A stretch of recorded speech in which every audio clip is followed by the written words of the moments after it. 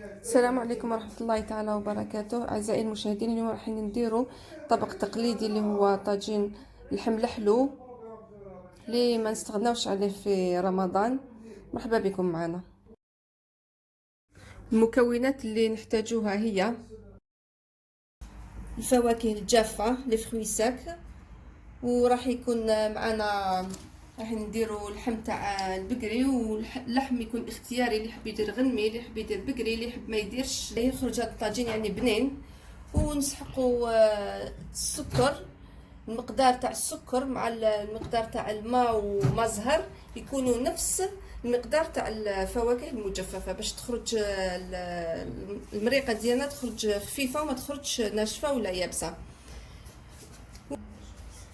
طريقه التحضير اعزائي المشاهدين، راح نسبقوا باللحم ديالنا، نديروا شويه زبده مارغرين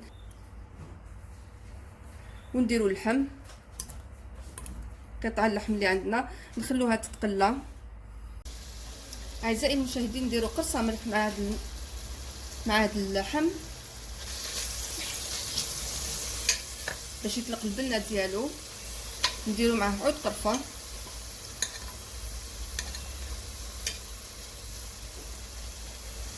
ونديروا معاه غير سكر وحده برك باش يتقلى، باش يطلق البنه ديالو وما ييبسش، باسكو لو كان نديروا الكميه كامله تاع السكر اللحم ديالنا يولي يابس.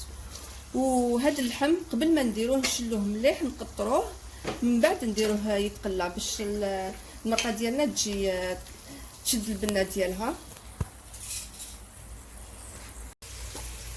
بعد ما تقلى مليح اللحم ديالنا، نديرو كميه الماء مع ما زهر على حسب الرغبه، اللي يحب الماء زهر يكتر، اللي ما يحبش الماء زهر يدير نص نص. بعد ما يتقلى مليح اللحم ديالنا ويبدا يدخل له الطياب، نديروا له كميه السكر اللي هي كميه الماء مع كميه السكر تكون تعادل كميه الفواكه الجافه اللي راح نديروها. والفواكه الجافه ديالنا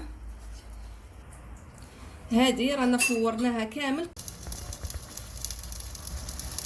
بعد ما بدا يطيب اللحم ديالنا، نديروا له العبار تاع السكر، ونديروا له اون طرونش دو سيترون قارص، ونخليوه حتى يتقال. المرقه ديالنا هذه بدات تتقال، كي تبدا تتقال نزيدو هذوك الفواكه الجافه نضيفوها لهاد المرقه. اعزائي المشاهدين، بعد ما تقالت شويه المرقه ديالنا، نبداو نديرو في الفواكه الجافه اللي كنا فورناها ديجا من قبل. نسبقوا بكل الفواكه الجافه اللي تكون عندنا. البرقوق هدايا نخلوه مع الاخر حتى توصل الفواكه الجافه تاعنا كامل نص طياب، باش نزيدو البرقوق هذا باش يقعد لنا على حد. بعد ما طابت الفواكه ديالنا نص طياب، نضيفوا البرقوق ولا العينه كما يسميوها في بعض المناطق، نضيفوها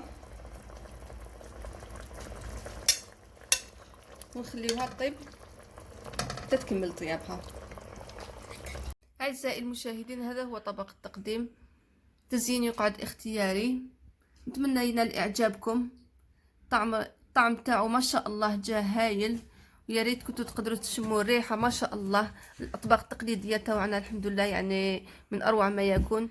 نقول لكم كل عام وانتم بخير، ان شاء الله رمضان مبارك.